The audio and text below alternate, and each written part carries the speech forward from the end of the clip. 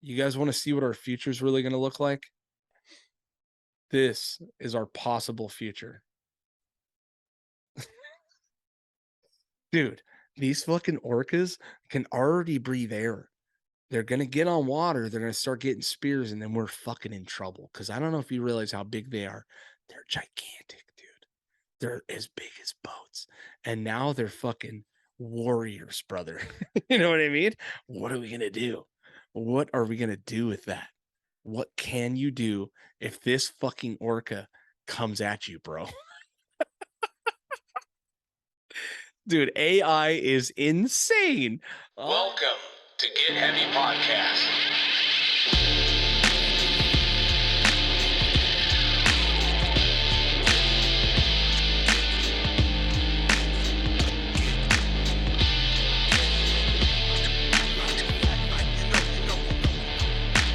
With your host, Craig Casamas and Big J Curran.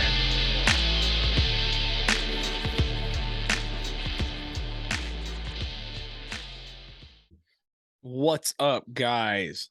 How the hell are you? I know this is an odd scene for the day. My partner, Big J, is not here. It's very unfortunate what's happened to him. I'm not sure I'm prepared to talk about it yet, but I know that he'd want me to let you all know he's trans now. Big J, he decided to go the full Monty and chop it off. Wasn't doing him any good down there anyway.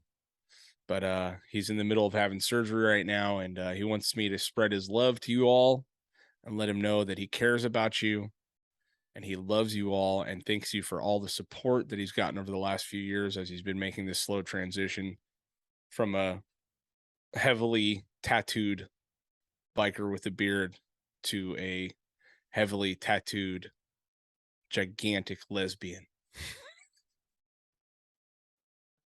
Just kidding. All right, so Jay couldn't be here tonight. What's going on around here? I'm doing a solo pod. Haven't done one in a while. The reason I'm doing it is because my goddamn kids are sick again, dude. Only one of them this time, so we're all waiting for it to hit us like the bubonic fucking plague that it is every time. But my daughter's sick, and I didn't want to be a dickhead, invite people to my house, and basically infect more people. So we decided to put off the podcast this week. I'm bored at my house, and I decided, you know what? Let's fucking run it. Let's run it by ourselves, dude. Because why? I do everything anyway. I plan it all. I set it all up, and I do most of the talking. And as much as I love Jay, fuck it. I'm going to try it, you know? So listen to it. Don't listen to it. I don't know. There's a lot going on in the world, but my kids are sick. One of them is sick so far.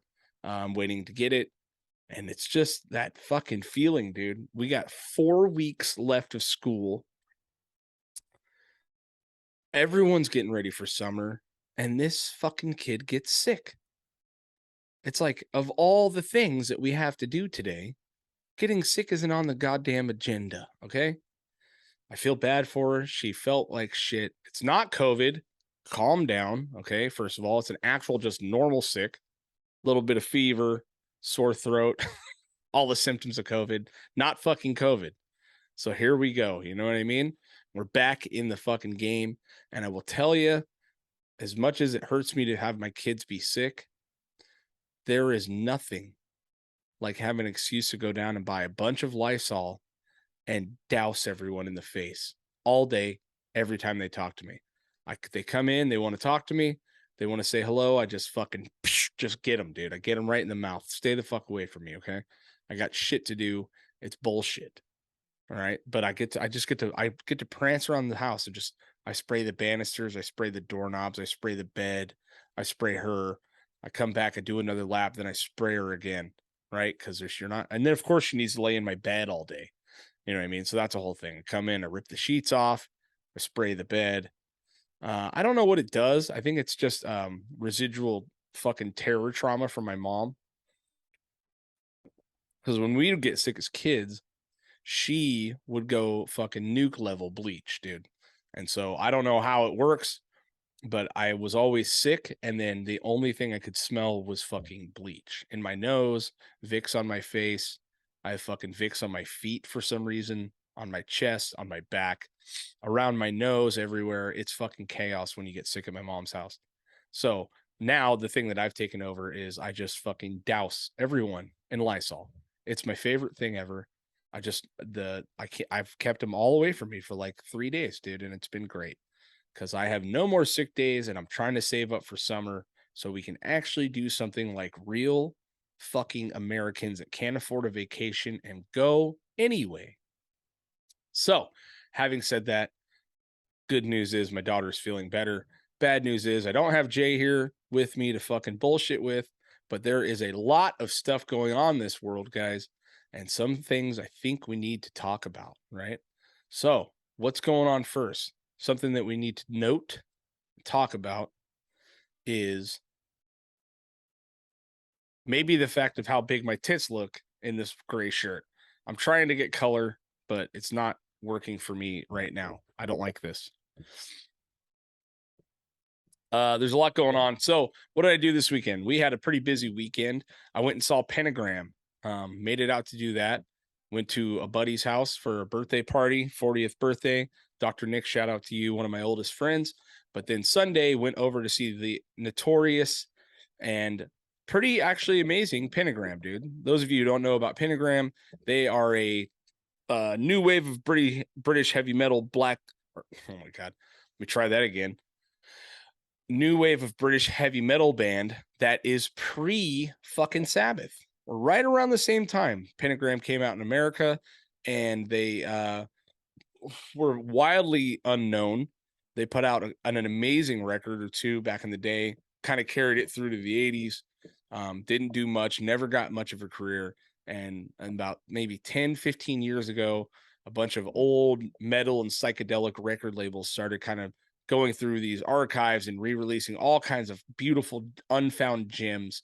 I can't remember the label that found them, but I remember hearing that Pentagram record for the first time and being fucking blown away at how much it sounded like Sabbath, but it was an American version. The singer is Bobby. I think it's Bobby Leaving. No, yeah, Bobby Leaving. Look at that. I'm smarter than I look. The guy looks like if Dio was alive still, but also a witch. He has an incredible voice. He's 190 fucking thousand years old. I'm sure the only original member at this point. But they were incredible. So the Ventura Theater, and my band, the fucking Wrath, on one of our records actually covered one of their songs called Hurricane. I've been a big fan of him for a long time, and I really, really wanted to see him, even though it was a Sunday night before this guy fucking, I guess, turns into a bat and flies away. If you guys could see him, look it up. It's crazy. Voice still sounds great. Music sounds great. He's got a bunch of younger guys playing with him. He's had a bunch of problems in the past, many years of drug use, fucking allegations for him abusing his mother, who he lives with still to this day, probably. Not known for being a real fucking good dude. You know what I mean? But that's kind of how it goes back then. You meet a lot of these fucking burnouts in the 60s that they didn't make it, and they kind of fucking just kept acting like they were going to make it and lived accordingly. You know what I mean? So there's an incredible documentary about him that was honestly pretty hard to watch. It came out about 10 years ago. But it does, it's that same fucking question, man. Can you separate the artist from the music, right? He didn't do anything horrendous. He's just a mess mainly to himself. Obviously, he survived. He looks like he's cleaned up.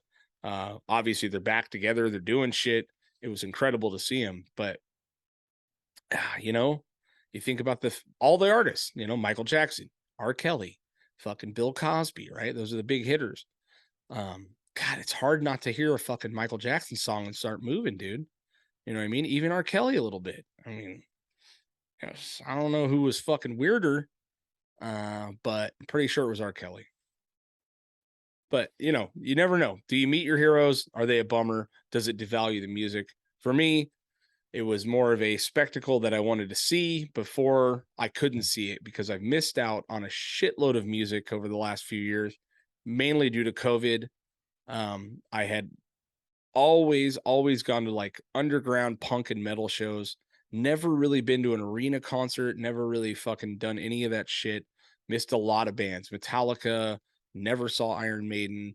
Missed Pink Floyd when they came back. Never saw Black Sabbath. Just because I can't around my head justify paying that much money for shows when I can go see a killer show at a small bar or venue for 20, 30, $40 and fucking have a decent, awesome night. And also I love metal. I love underground heavy metal, punk rock, all that shit. And a lot of the newer shit is just not my thing. But to watch some of those older bands as they're getting to the point where they're aging out is something that I became interested in the last few years. And then COVID completely robbed it from me. So here I am again, just living vicariously, um, going to see Pentagram on a Sunday night. It wasn't packed. I mean, there was a good three, 400 people there, but everyone was fucking stoked. Everyone was stoked to see him. The bands that opened for him, 16, were awesome. Fucking Early Moods, a new band from LA or newer band from LA. They were very, very good. So it was cool to see that they surrounded themselves with some decent talent, and the show overall was awesome, dude. It did leave me in a spot for Monday morning, which is always not fun. You know what I mean?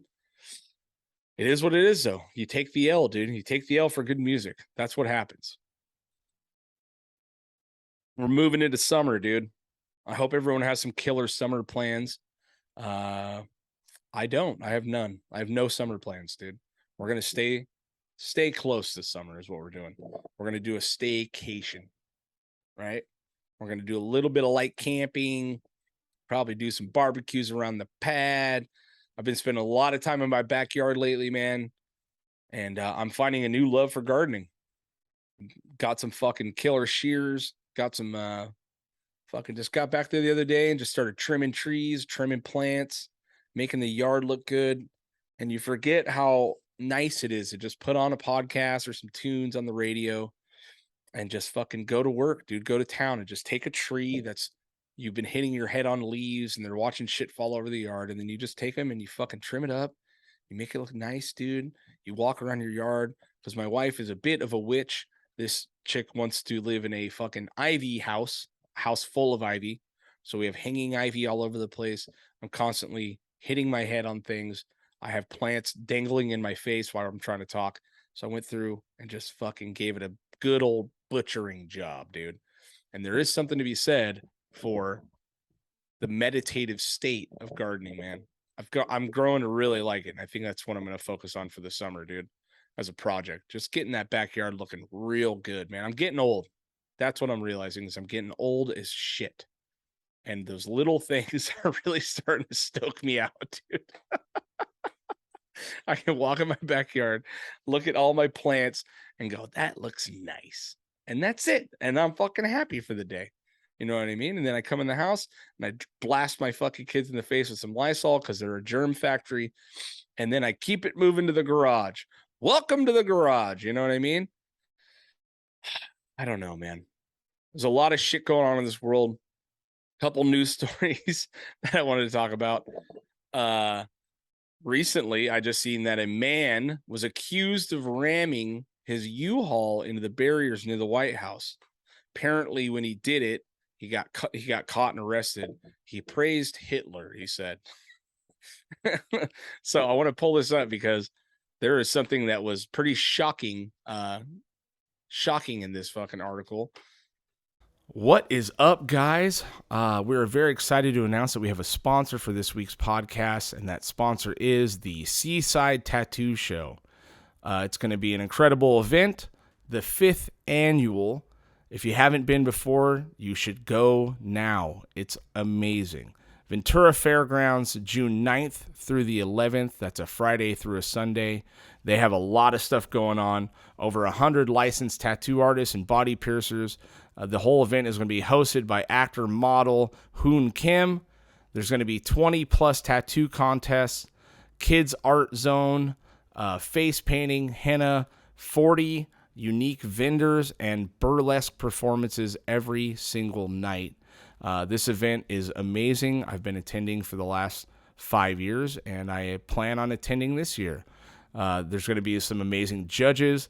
The guy that does my tattoos, Jojo Ackerman from the 10,000 Waves tattoo shop there in Sherman Oaks. The whole shop's coming out, and they're all going to be part of the judging. There are some amazing artists that are going to be doing tattoos. So please come on out. If you guys want to get tickets in advance, go to the seasidetattooShow.com. Kids are free. It's a kid-friendly event, and it is going to be a good time. Get Heavy will be there recording a podcast with my favorite human, Jojo Ackerman, while he tattoos Big J. So we'll be there on Sunday hanging out. Come out and join us June 9th through the 11th. Ventura Fairgrounds. Let's do it. Okay. Okay. Man accused of ramming U-Haul into barriers near the White House. Praised Hitler after his arrest, court filings say. All right, there is a video of it, but I'm just going to read a little bit. The man accused of crashing his U-Haul truck into a security barrier near the White House Monday night praised Adolf Hitler to investigators after his arrest and said that he aimed to kill the president if it was necessary to overthrow the government and install himself into power. Okay. So pretty classic move here, right? I mean, anyone, I haven't heard he was going to take the power. I don't know how that was going to go, but the fucking thing that got me was this guy's name, dude. Sai Varsith Kandula, 19 years old. Holy shit. Every part of that article when I read it made me think white, absolutely white for sure, right? White dude, probably fucking maybe a couple Swazi tattoos, but no.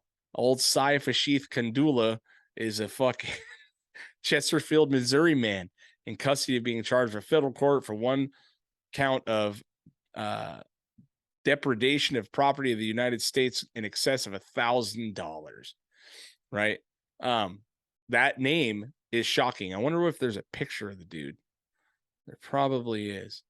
So the truck, which carried a Nazi flag and other items, crashed into security barriers on the north side of Lafayette Square, 16th, just before 10 p.m. Eastern. A preliminary investigation revealed that the driver may have intentionally struck the barriers, said the agency later. Kandula made threatening comments regarding the White House at the scene, including that he wanted to kidnap and harm the president, Joe Biden. Law enforcement sources told CNN. Oh my God, why can't I read today? Authorities are considering the role of mental health and may have played. Hey guys, do you think mental health played into this incident? Dude, holy fucking shit, man. Old Cy out here is fucking. I think you think he got the email late for January 6th. He doesn't seem like a guy that's like, man, I don't know. It's a wild one to go on a lone wolf like that, especially to just crash into some barriers at the White House. But I wonder if he was at January 6th. I wonder if that'll come out. He also said that Hitler was a strong leader, which is something that your presidential candidate, Republican Trump 2024, said in many interviews. Oh, no, not Hitler, but it was Putin. Putin is a strong leader, right? We know that fucking Trump respects some strong fucking leaders, and I have a secret suspicion that he probably respects Hitler's too.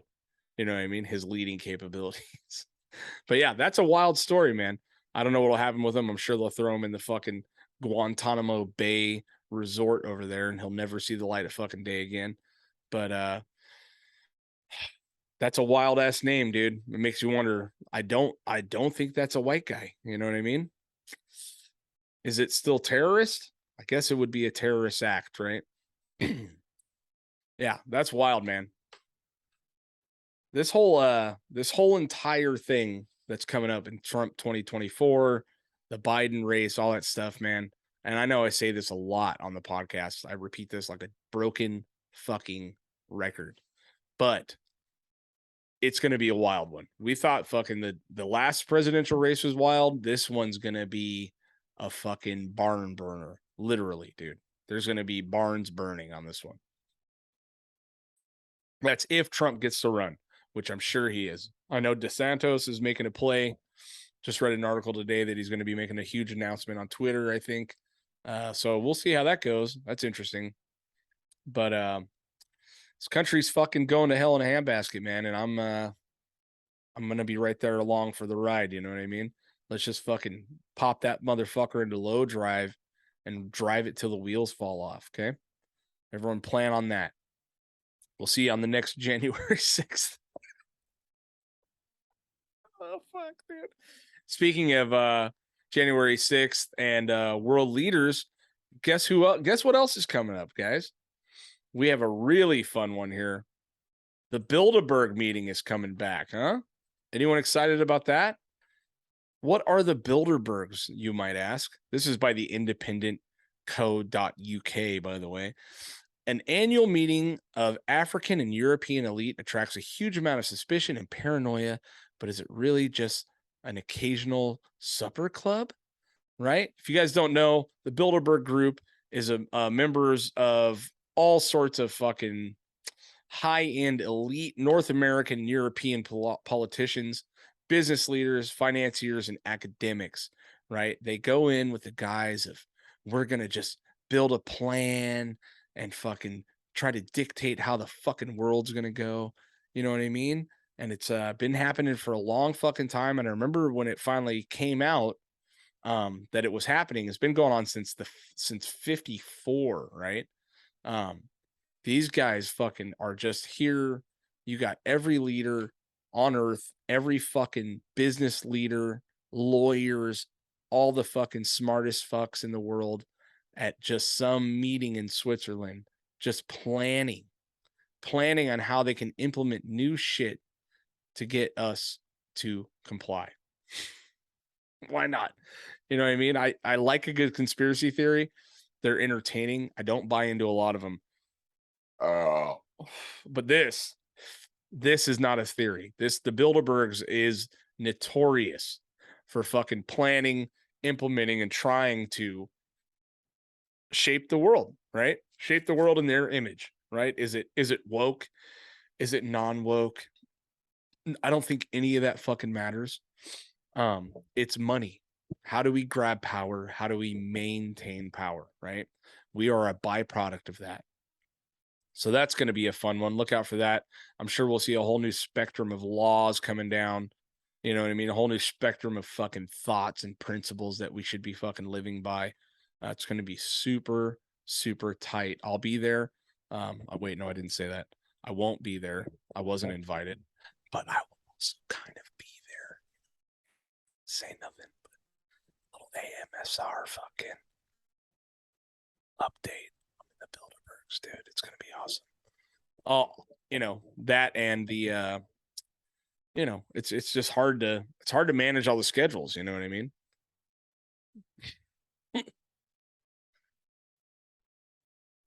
All right, what do we got next on the thing here?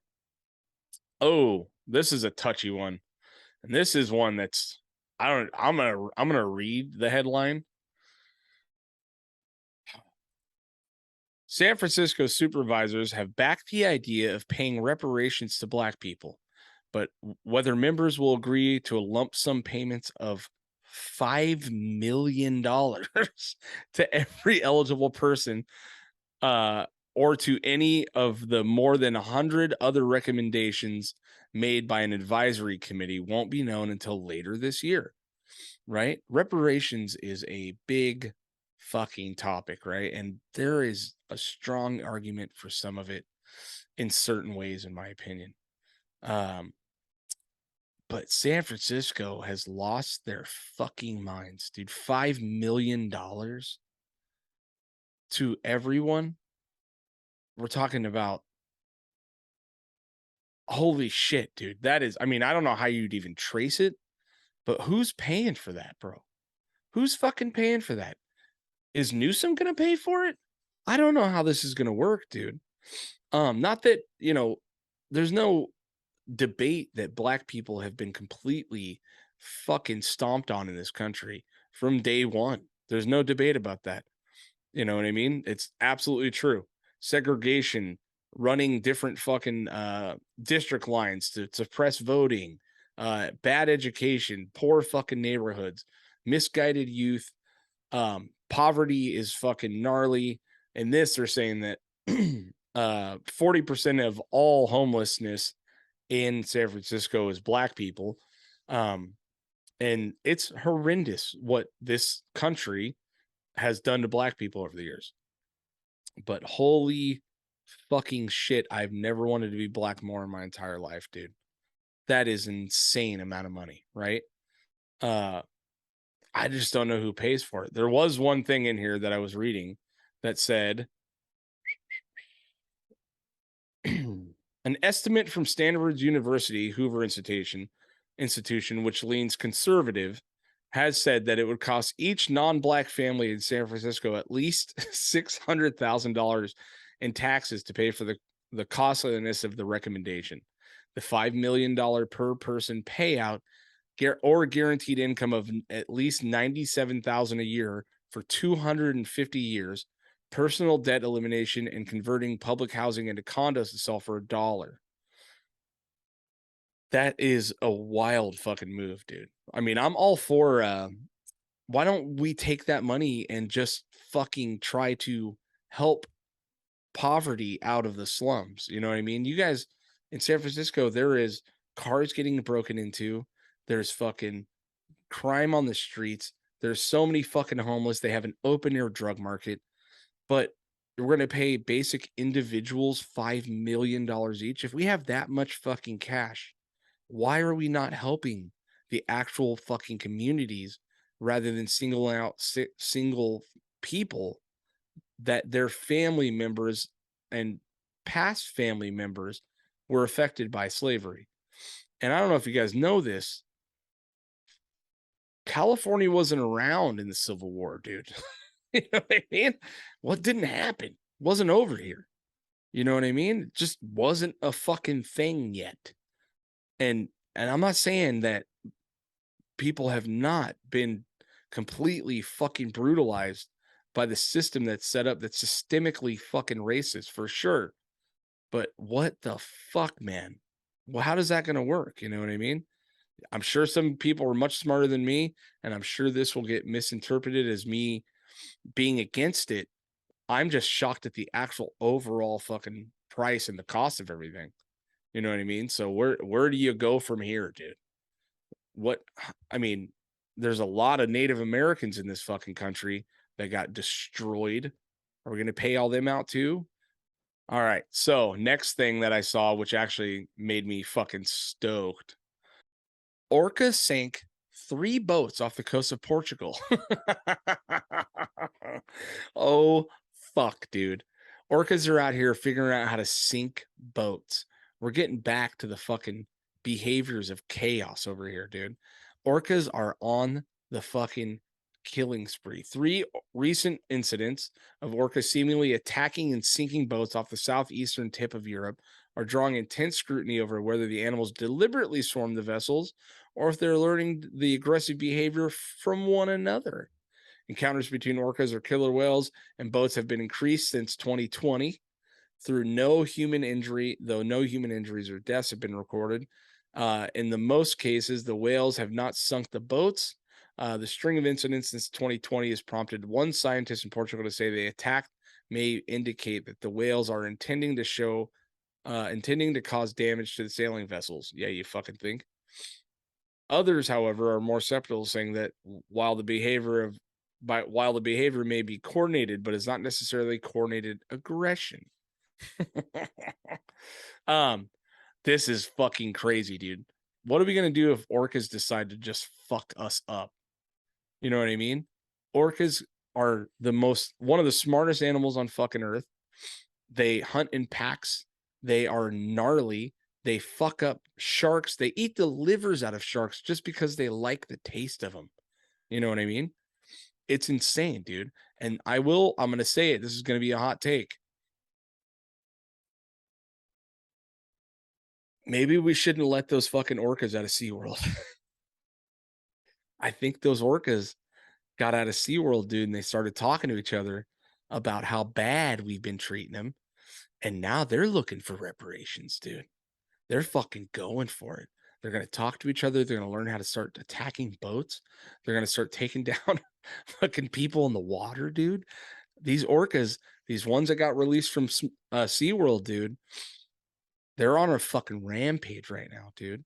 They've already killed people in this in the SeaWorld. Now they're going to be killing people in the seas, bro. They used to be our friends, but we fucked them up, dude. And maybe we should have never let that secret out. I guess we should have maybe just kept SeaWorld as it was because we didn't realize that we're going to be dominated not only by Russia and nukes, but also by nuclear wielding barbarian killer whales. It's terrifying, dude. It's terrifying. And I actually, speaking of that, I went on recently online and I fucking started playing around with this Bing AI art shit, right? And I downloaded some pictures, dude, and it's pretty shocking, honestly. You guys want to see what our future is really going to look like? This is our possible future. Dude, these fucking orcas can already breathe air. They're going to get on water, they're going to start getting spears, and then we're fucking in trouble. Because I don't know if you realize how big they are. They're gigantic, dude. They're as big as boats. And now they're fucking warriors, brother. You know what I mean? What are we going to do? What are we going to do with that? What can you do if this fucking orca comes at you, bro? Dude, AI is insane. All I had to do was type in orc killer whales dressed as warriors, and this is what it came up with. Dude, it's so good. You know what I mean? So let me get another one up here. I got a good one. Hold on. Oh shit. Look at him, dude. Fucking AI, dude. AI art is incredible. But now I'm afraid that I typed it in and somehow AI is going to communicate with these fucking orca whales. And now they're going to really start getting into it, dude. I mean, look at him. They have everything. This one's got feathers on him. It's incredible, dude. These orcas are coming for us, dude. We have a new threat in this world, a brand new threat, and it's called the killer fucking whale. They're going to start with our boats. Then they're going to start storming the shores. And then they're also going to impregnate your children, dude. All of them. Every one of them. And now we're going to have orca human hybrids running around. And then they're going to start looking like this, dude. Taking over the fucking world like the Mongols did. And we can't do a fucking thing about it. You know what I mean? Have you seen how hard they can fucking throw a seal in the air? Imagine what they can do to you. It's insane. You guys prepare for the orca revolution, dude. It's coming. Well, shit, dude. It was a pretty fun one, short one. We are going to we got a bunch of episodes coming up. We will be at the tattoo convention, Seaside Tattoo Show on the 11th of June, getting tattoos from JoJo and also doing a podcast. Please come by and say hi. My band Tongue is playing at Miss Olson's on June 16th as well, which is a Friday night. Miss Olson's is 18 plus. It's us and a band called Brain Vat and a couple killer openers. I will have a flyer up for that here pretty soon. And as always, please rate, subscribe, review, tell your fucking friends about the podcast. And please help spread the word, man. I appreciate everyone that reaches out to me, everyone that says something to me on the street. I love you guys and enjoy this short solo episode.